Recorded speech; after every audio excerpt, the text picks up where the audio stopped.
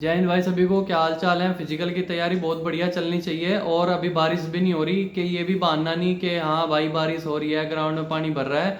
अगर ग्राउंड में कहीं उत्तरांचल या पूर्वांचल की तरफ बारिश हो भी रही है तो भाई वो बच्चे अपने घर अपनी छत पे वर्कआउट करो, एक्सरसाइज ज़्यादा से ज़्यादा करो। और लास्ट टाइम स्ट्रेटजी का बहुत ज़्यादा महत्व होता है। मतलब पूरे साल आपने जो रणनीति बनाई वो एक तरफ, और युद्ध के मैदान में जाने से पहले आप जो अपने शस्त्र एक बार चेक करते हो क्या रणनीति रहती है भाई, वो सबसे बेस्ट होती है। मतलब पूरा एक तरफ होता है पूरे साल की मेहनत, और लास्ट टाइम आप किस रणनीति से मैदान में जा रहे हो वो मेन बात होती है। तो भाई लास्ट टाइम स्ट्रेटजी को लेकर बहुत सारे बच्चों के कमेंट थे, और कल जब मैं आज लाइव आया था तो उसमें भी बताया था कि भाई लास्ट टाइम स्ट्रेटजी पे प्लीज़ एक बार वीडियो बना दो। क्या जो स्टाफ होगा वो सपोर्टिव होगा, क्या जो फीमेल के लिए स्टाफ आएगा वो भी। देखो मेल फीमेल कंटिन्यू एक ही स्टाफ की ड्यूटी रहेगी आपके फिजिकल में। तो चाहे वो मेल कैंडिडेट हो चाहे फीमेल हो, चाहे स्टाफ मेल हो चाहे फीमेल हो, भाई सब बहुत सपोर्टिव होते हैं। और कुछ तो ऐसे होंगे जब आप रनिंग कर रहे होंगे आपको सपोर्ट करने के लिए आपके साथ साथ भाग रहे होंगे। देखो सबसे पहली तो बात यह है आपको ग्राउंड पे जल्दी से जल्दी पहुंचना है। बेशक एक मुझे कह रहा है होशियार चंद कि भाई 5:30 बजे लिखा हुआ आया है मेरे एडमिट कार्ड पे, तो मैं किस टाइम पहुंचूं। भाई 5:30 सबके एडमिट कार्ड पे लिखा रहा है। वो तुम ये मत सोचो कि रोल नंबर के हिसाब से एंट्री मिलेगी कि तुम 7 बजे जाओगे तो तुम्हारे लिए सीट रिजर्व है, ऐसा कुछ नहीं है। 5:30 सबका फिक्स है, और लगभग 3:30-4 बजे गेट पे जाके बैठ जाना। ठीक है, 3:30-4 बजे गेट पे बैठ जाओगे तो जब आपका पहले या दूसरे ग्रुप में नंबर आ सकता है। अगर आप नहीं बैठ रहे, फ्रेश एंड अप होने के लिए जा रहे हो, कोई बात नहीं, मम्मी पापा जो भी साथ आएगा भाई उसको बिठाओ, तुम फिर बाद में आके बैठना। ठीक है। अब दूसरी बात जो सबसे इम्पोर्टेंट चीज़ है वो रहेगी कि आपकी स्ट्रेटजी क्या होनी चाहिए घर से जाते हुए ग्राउंड तक। भाई देखो मेनली जो फोकस है वो आपको सबसे पहली प्रायोरिटी तो टाइम से पहले पहुंचने की है, क्योंकि गर्मी बढ़ेगी और बारिश के बाद जब गर्मी होती है तो एक उमस सी पैदा होती है भाई, उसमें बड़ी दिक्कत आती है, तो बहुत ज़्यादा सांस चढ़ेगा। अब कुछ बच्चों का जो डाउट था वो रनिंग को लेके था कि भाई जब हम रनिंग कर रहे होंगे तो क्या हम थोड़ा बहुत कुछ खा पी सकते हैं या नहीं खा सकते।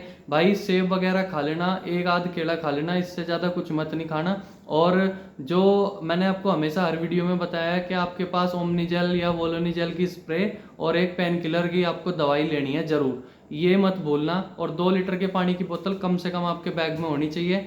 आप अपना फ़ोन वगैरह सब लेके अंदर जा सकते हो, मेनली जो आप सब भूल जाना, लेकिन घड़ी ले जानी मत भूलना।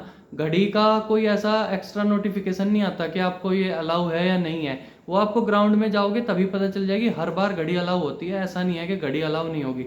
आप घड़ी के जब घड़ी पहन के जाओगे पर चक्कर आप अपना सबका टाइम अलग अलग होगा। 100 बच्चे लाइन में खड़े होंगे, वो गो बोलेंगे, जैसे ही सब छुटेंगे, जैसे ही सब डंडे के नीचे से निकलना स्टार्ट होंगे, सबका टाइम अलग अलग तरीके से स्टार्ट होगा। तो वो जो पुलिस वाले टाइम बोल रहे होंगे वो पहले बच्चे का टाइम बोल रहे होंगे। अब जो लगभग 70-80 पे बच्चा पीछे खड़ा है, 70-80 का नंबर है, तो उसका 10-12 सेकंड लेट चलता है टाइम। तो उस चक्कर में आप होपलेक्स हो जाओगे कि हाय 15 सेकंड बच रही हैं, 30 सेकंड बच रही हैं। तो इसलिए हर चक्कर का टाइम काउंट करना है। दूसरा, जब आप ट्रैक पे रनिंग कर रहे होंगे तो ट्रैक के इनर पार्ट पे रनिंग करनी है, आउटर पार्ट पे नहीं, इनर पार्ट पे।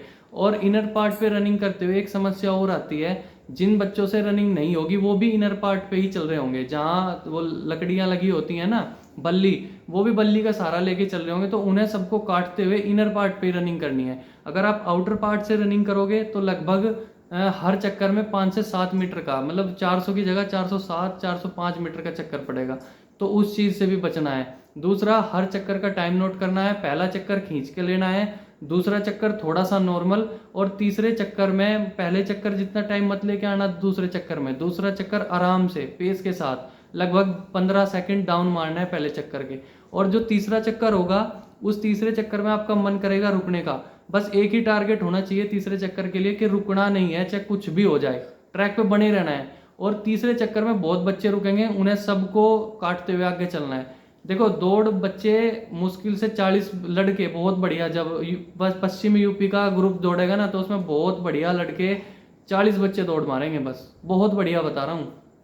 तो जो 60 की भीड़ है वो सब बल्लियों के सारे चलेगी, तो उन्हें छोड़ते हुए आपको आगे बढ़ना है। तो इनर पार्ट पे रनिंग करनी है, आउटर पार्ट पे नहीं, सबको काटते हुए आगे बढ़ना है। तीसरे चक्कर में रुकने का मन करेगा बिल्कुल भी नहीं रुकना, और तीसरे चक्कर में सबसे ज़्यादा जो हमारा स्टाफ होगा वो आपकी मदद करेगा। कुछ तो ऐसे होंगे जो तीसरे और चौथे चक्कर में आपके साथ भी भागेंगे, कैसे भी करके इसकी दौड़ लग जाए, ठीक है। और उससे ना बहुत मोटिवेशन मिलता है। और आपको यहाँ पे, और जो आप घर ग्राउंड पे, होम ग्राउंड में दौड़ मार रहे हो ना, वहाँ 5 से 7 सेकंड तोड़ देता है अगर हिम्मत रखता है तो। अगर हिम्मत ही तोड़ दी तो फिर उससे रनिंग भी कंप्लीट नहीं होती। चौथे चक्कर में बहुत खींच के मारते हैं सब, ऑटोमेटिक खींच के लगता है। 6 मिनट बहुत होती हैं, आराम से आप रनिंग क्वालिफाई कर लोगे। तो जिन बच्चों का टाइम 6 मिनट 10 सेकंड, 6 मिनट 12, 6 6 6 5 इतना टाइम आ रहा है, वो सब 6 डाउन में मार देते हैं। बस हिम्मत नहीं हारनी, तीसरे चक्कर में रुकना नहीं, रुके तो खेल खत्म। चलते रहना है, चाहे कितनी भी स्लो स्पीड पे चलो, पर चलना है। रुके तो पैर जाम हो जाते हैं फिर। अब इसके बाद हम चलते हैं, सेकंड स्टेप होगा लॉन्ग जंप। लॉन्ग जंप कितनी देर बाद होगा?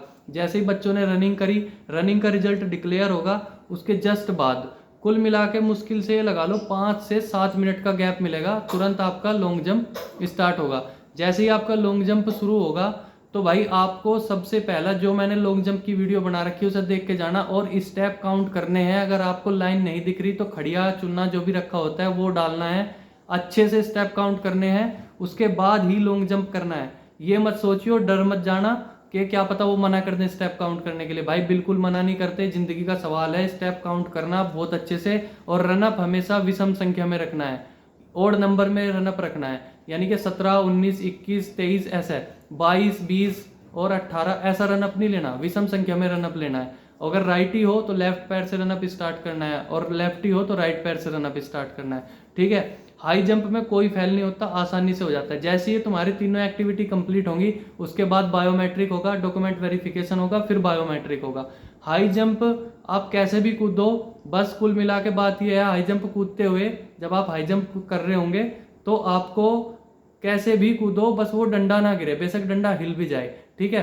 तो अपनी तैयारी बहुत अच्छे से रखो, मजबूत तरीके से रखो, सारा काम अच्छे से हो जाएगा अगर हिम्मत रखोगे तो, ठीक है। और ग्राउंड तक कैसे पहुंचना है, कैसे जाओगे, उसकी भी वीडियो में डाल दूंगा, वो देख लेना, इसलिए चैनल को जरूर सब्सक्राइब करें। और हाँ, जो ये पूछ रहे हो ना कि क्या डॉक्यूमेंट वेरिफिकेशन में क्या चाहिए होगा, और ये सारा जो प्रोसेस होगा, लास्ट रनिंग कब तक होगी, तो भाई लगभग 6:15 6:30 बजे रनिंग स्टार्ट होगी, और ऑलमोस्ट जो लास्ट रनिंग होगी वो 10:30 पौने 11 बजे खत्म हो जाएगी, और ओवरऑल सारी जो प्रक्रिया होगी ये 2 बजे तक खत्म हो जाएगी। जो पहले बच्चे पहले राउंड में चलेंगे वो 11 बजे तक सारा काम करके बाहर भी आ जाएंगे, ठीक है। तो कोई भी क्वेरी हो कमेंट कर देना, और किस टॉपिक पे वीडियो चाहिए वो भी बता देना। थैंक यू सभी को, सब्सक्राइब करें, वीडियो को जरूर शेयर करें। All the